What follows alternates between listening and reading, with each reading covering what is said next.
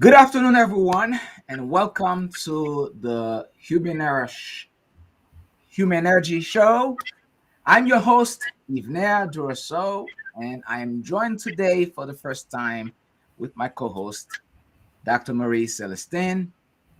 And now going to introduce our guest shortly, but I just want to pause a few questions and a statement I would say. The difference in life is how we let things define us, what we let control us, Mhm. what we choose to control, what we what we can have control us. We can have a life with purpose, strength, and a great meaning. That is if we decide that what we are going to do. Today, my next guest, Dan Mccrory, will talk to us about his life and how he has been dealing with Parkinson disease. He has a great story to share with us. But before we do so, I will now introduce my co host, Dr. Marie Celestin. How are you, Dr. Marie? I'm great. Happy New Year. Happy New Year to Oh my you. goodness. Happy New Year. And Yeah, for the whole week, that's what we're going to say. I know Happy the New Year, whole week. right? Yes. Yeah, we're gonna celebrate and keep saying it. And I love people are so happy and festive. And it's new beginning. And I love that idea how everyone is just ready to start fresh. Yes. And I think we should say Happy New Year every day Every day. until the next New Year, Yes. 2023. And just to have breath. I feel like saying that every time I'm up. I'm like, oh my God. Happy day. It's a great day to be alive. So thank you. Awesome. And my amazing guest, Dan Mccrory. How are you, sir?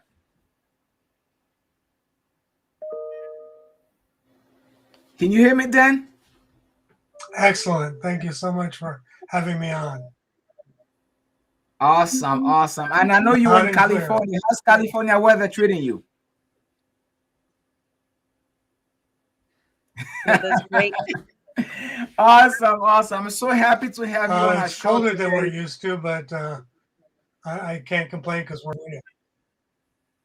Fantastic, fantastic. I'm so happy to have you on the show. I know we had a little bit Me of too. technical difficulties, but you know what? That's the beauty of having live shows. Yes. We can expect technical problems and just deal with it. Roll with it. Expect the unexpected when you go That's true. live. Absolutely, absolutely. So then, Yep. and again, I'm happy to have you, and we had this scheduled for a while That's now. Would for you sure. tell the audience, those who know who you are, who is Dan Mccrory? If I say your last name correctly, Dan Mccrory.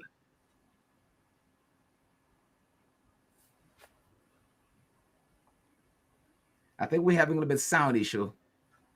Yeah, you say it a lot better than some people. Uh, okay. I'll keep trying. How's that? Um, Yes, I can hear you. I I can hear you. am somebody, I worked for 18 for 37 years and I ran for political office and I was a union. I've tried all these different things to make the world a better place. Make the world a better place. I like that. Yeah, that's And how great. are we doing to make what are we doing to make the world a better place then?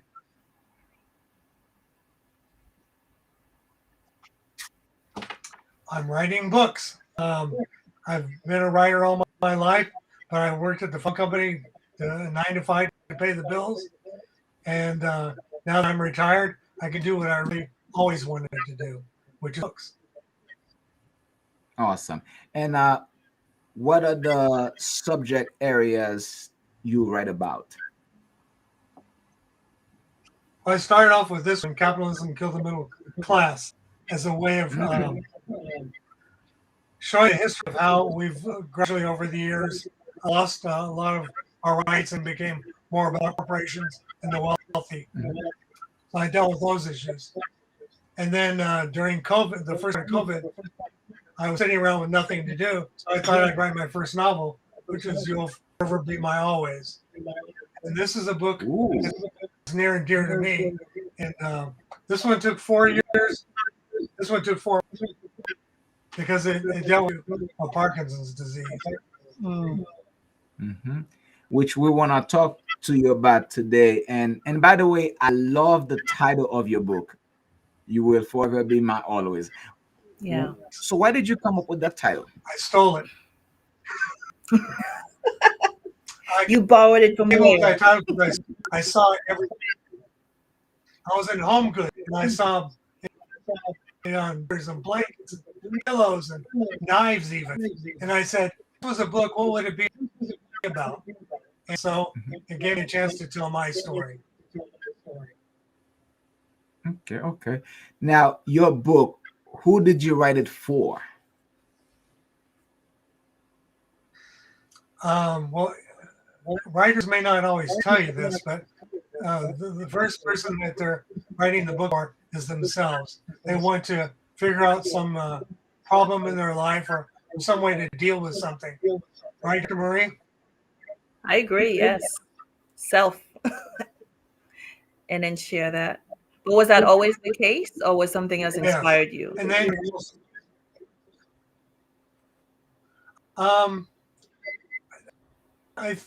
I'm selfish. I do think it's the way that I deal with issues that at the time don't make a lot of sense, or no resolution or solution is readily available. So I work it out with my brain and my computer.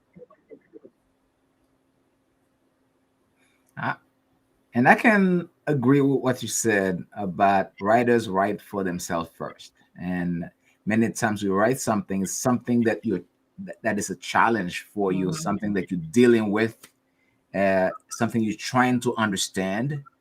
And by writing about it, you're telling yourself, you are making the correction in yourself and hoping to help others correct it.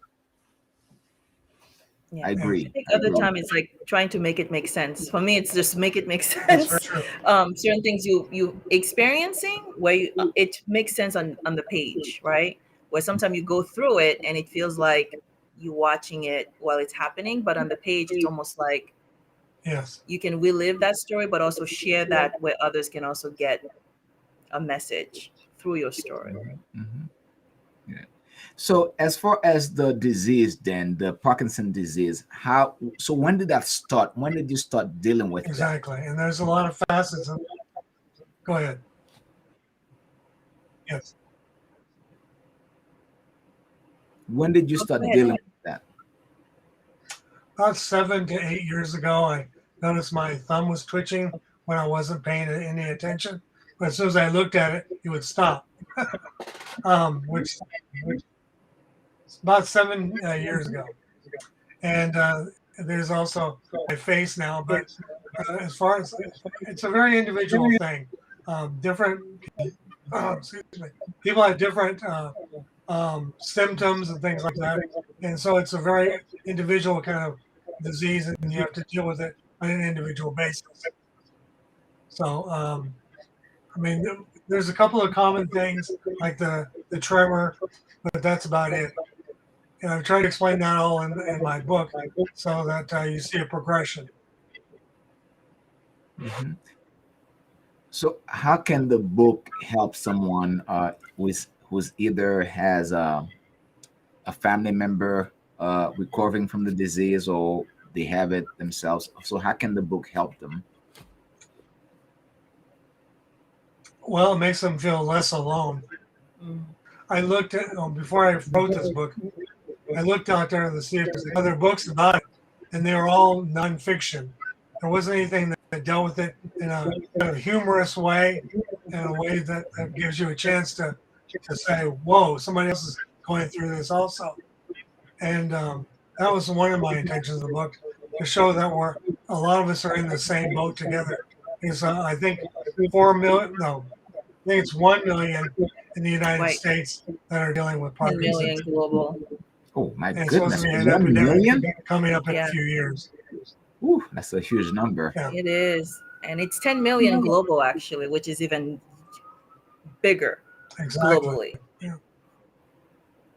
So is that something that is genetic?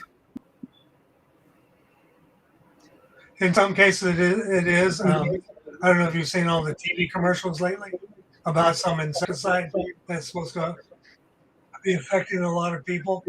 And to tell you the truth, in my case, I don't know how I got it. Mm. Hmm. So now back to the title of your book, and again, it's Mhm. interesting. You will forever be my always. Who is this you are talking about? Mm. Um, in the case of the book, it's it's it's the main character and his wife. He's cheated on her for many years. Friends can't stand him. So when he finds out he has this disease, he thinks he's dying, and Hmm. he tries to make it up to everybody so that he can go to heaven or at least make amends with all the people whose lives he's ruined along the way. So that's it's about being closer together, and in my case, it fits also. So Mm, I see. Yeah, you were gonna say something, Dr. Marie.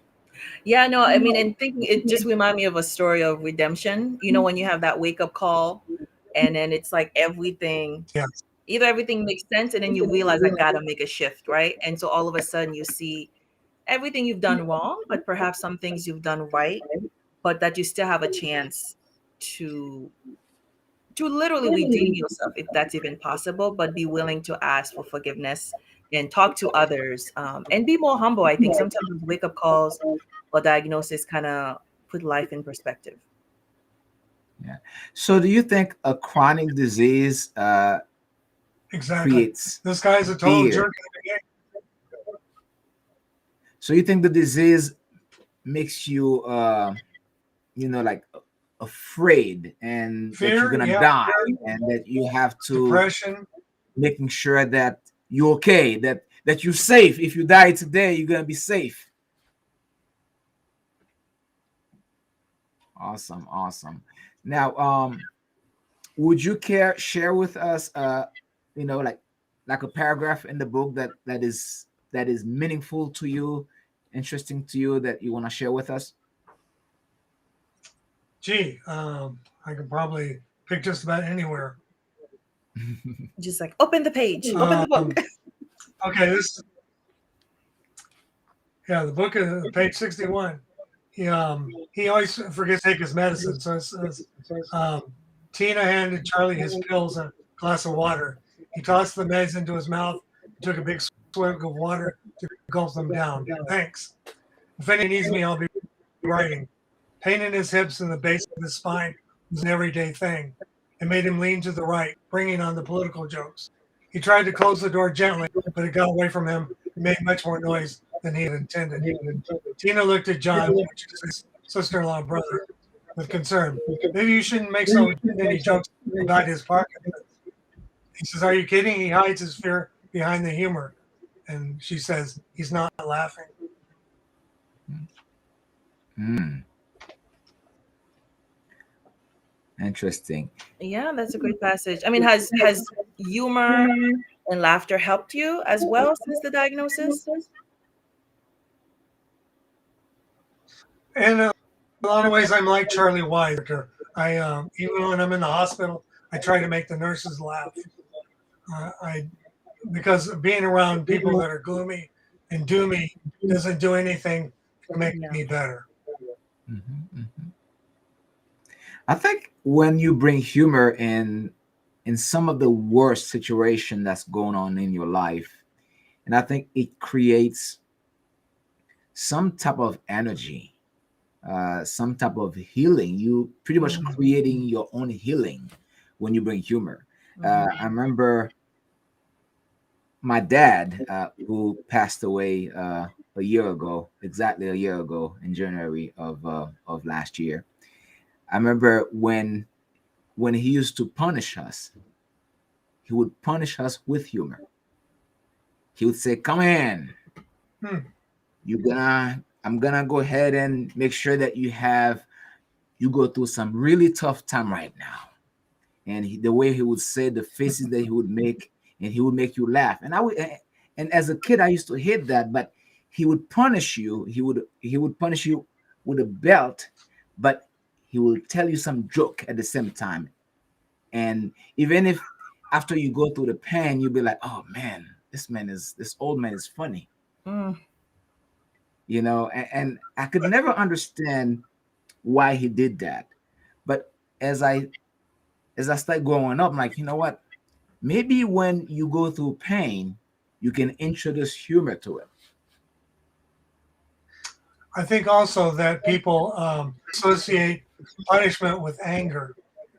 It was nice that he showed you that it wasn't anger, that it was out trying to correct something. Out of love. Yeah, but you learned Exactly. that in hindsight, right? In hindsight, not when it was happening, Right, right. because it doesn't make sense when it's happening. It doesn't make sense. I mean, Exactly. it did not make sense for a very long time. Mhm. Like, why did it? I mean, he's telling me joke at the same time, and he's spanking me. I'm like, no, that doesn't make sense. But I learned after that. You know It's a what? unique approach. That I'll tell was you. love correction. He wasn't angry. It looked angry, but he wasn't angry at all. He just making corrections and bring humor to it and making me laugh. Yeah, There you go. and that's tough. Yeah, But it is. lessons, you learn the lessons either Yes. way. What have you learned about yourself, Dan, during the pandemic? Well, actually, I've been observing the outside world quite a bit, and all the insanity that's bubbling to the surface. People are not acting normal. And I don't know. Are we ever going to get back to what normal was before this? Mhm. I myself have been sort of, I've sort of sequestered myself from the world so that I could concentrate on these things. And luckily, I don't have a job I have to go to. And I deal with the outside world as little as possible because I know there's some craziness out there. I've seen too many things that have been happening lately. I've seen a lot of people die that shouldn't have died. And it worries me for the general population. What we're going to be like. Mhm, mhm. So, what do you think people should do? I mean, right now, when you look at the struggles with the pandemic, people dying, not just here in the US, but all over the world. So, what do you think people should do to really bring a solution to at least mentally help people get better? I think we have to rely on our fundamental humanity. I think we need to reach out, and sometimes when we don't feel like it or afraid, we need to reach out to our fellow humans and say, "I'm glad you're making it through this." And Mhm. we get together. If we fight this together, we can come out the other end and be healthy and wiser. Mhm, mhm. So you think we need to come together as people to really uh, heal the world? Interesting. I like that. I like that. I really do. Yes. Mhm. So this novel that you have right now, where do you have it available currently? Anywhere in the world you can pick up a copy. I've got my local Barnes and Noble stocking on their shelves, but it's on Amazon. It's pretty much everywhere. So um, it's a story that needs to get out there. When I do book signings, I take along information brochures about Parkinson's to share to raise awareness because I think we're pretty close to a cure. I What do hope you so. think so? I hope so. What would Yes. you say to someone who just get diagnosed? Find a support group. don't be afraid and to let people see that you've got this little tick now, and don't because one of the things that I started to do that I stopped was I started being out in public a lot less, as I just mentioned. But you can't hide the disease. You just have to make people realize it's now a part of you. Mm. Yeah, I can see some people hiding, right? Especially with the tremors. And then you don't know when it's going to happen, right? So you could be in public and you can't control it. And I think a lot of time we try to control things that there's nothing we can do.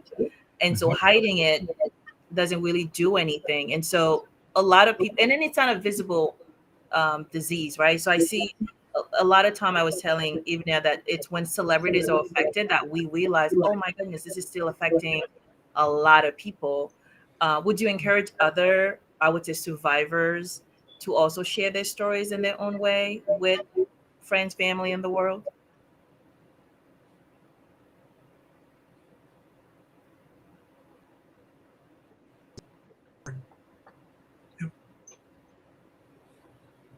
Dan, are you there?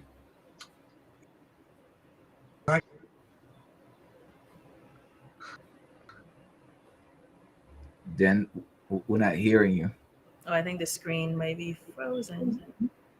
Dan, are you there?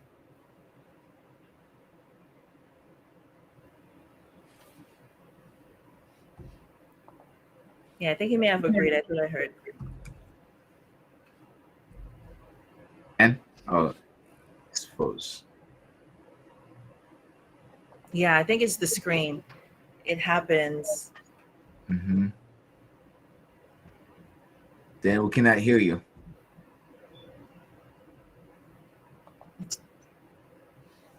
Okay, so we cannot hear Dan. So we may have to transition in the. Yeah, we'll wait because I think it's the screen with that one. Do you have a commercial for us today while we wait? Yes, let's go to a short commercial break while we wait for Dan to come back. I think we having a little bit of technical difficulties. We'll The human race is unique. Despite our many differences, religion, beliefs, race, skin color, or personal prejudices, there's still one thing that holds our world together. We are all human. We have, however, failed to see the beauty in the uniqueness of humankind, and this is only because we have been blinded by hate, bigotry, envy, and fear. We have let hatred rule us, even divide us, and fear keeps us from fixing the mess. But it's time to wake up and see that everyone is created equal, perfect, and no different. Yes, it is true that people have been born into unequal circumstances, which oftentimes leads them to make choices either good or bad, but we are still the same regardless. At this point, you may be asking, how can this be? This book will help you find out how there are no differences at all. Hello there. You should know that no matter the color of your skin, race, gender, economic rank, sexual identity, or social status, we are all human before anything else. In our diversities, we can still achieve oneness. Hatred may have ripped us apart, but there is still a way to mend the tear if only we can fix ourselves first. Letting the uniqueness of the human race reflect inward, and then to the outside, healing the human race. It is important that we mend the tear, and more importantly, that we do it now. This book will serve as a guide to healing.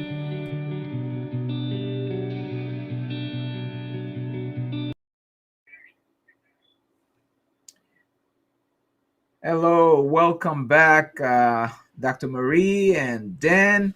Dan is having a little bit technical problem, so the connection is not very good. So we can definitely bring Dan back Yes. in the near future. His story is interesting because there are so many people in in our planet going through this disease. I didn't even know 1 million. 1 million, and One then 10 million globally. globally. Oh my goodness. Yeah. And people need to know, and people need to know also, just because they're going through some chronic illness, some disease, that should not define them. That should not define who they are. They can still pursue their dreams. They can still pursue whatever they need to pursue to become the best version of themselves. And I love this quote from my favorite superhero, Superman, Favorite one ever. Christopher Reeve. Christopher Reeve, and I love this quote about him. Uh, and Hey, I'll Dan. read it.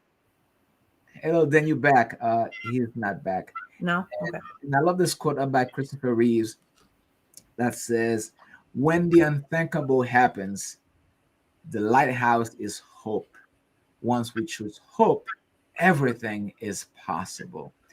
And growing up in Haiti, and the word hope, that's a word that I used to hear every A single lot. day. L'espoir. Like All the time. all the time is just hope that something bad is not gonna happen. Hmm. Hope when the hurricane comes is not gonna take us. Hope, hope, hope, hope, hope, hope.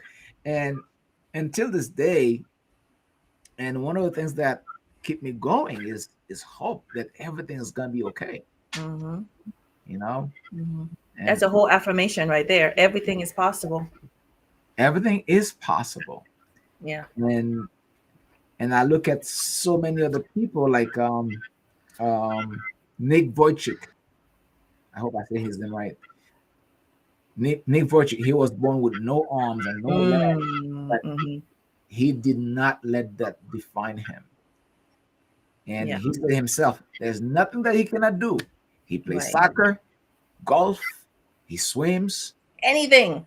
anything." Anything. And I think that's what I love with, Dan was sharing, like how you stay healthy Mhm. while you living with a disease. Because I think sometimes we don't have those. I mean, many people are dealing with certain chronic illnesses, some silently dealing with it, but you can still have a healthy life. You can still have a full life. And I love the fact that he's still being creative, like he's writing, and he's sharing his story as well with other people. And I'm hoping, here's your favorite word, hoping those of you listening would be inspired by that, because you know how many people waited just like him after the job, after they retired, after working, who knows, like 30, 40 years to Mhm. say, finally, I'm going to do the things I've always wanted to do my whole life and write a novel and write a book and write more books, Mhm. while you still have the chance to do so. So that's admirable. Yeah. And sometimes people they have a disease, they give up in life, Hmm. but then he did not do that. He's a He did not fighter let now, fighting. he kept fighting. He kept fighting when when when he felt that he was going down, he said, "You know what? If I gotta go down, I'm gonna go down fighting." Hmm. So I appreciate that about you, Dan. That's the And spirit. yes, and I love your spirit and I love your energy. It's unfortunately we cannot see you right now, but I love the energy when you go through a disease like this and you keep fighting and you keep pushing, you keep going forward, keep moving.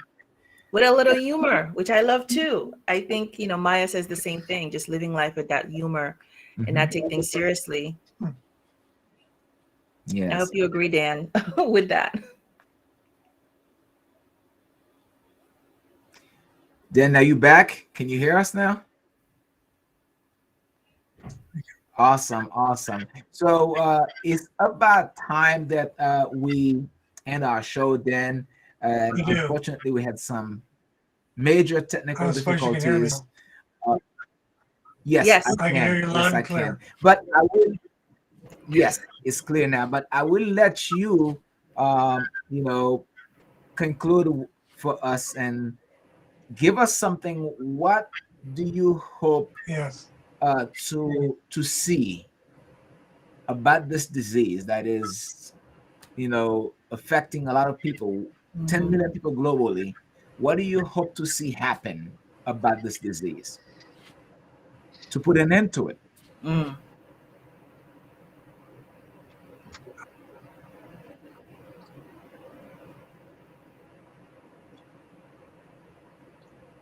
Dan, can you hear us? I hope to see that.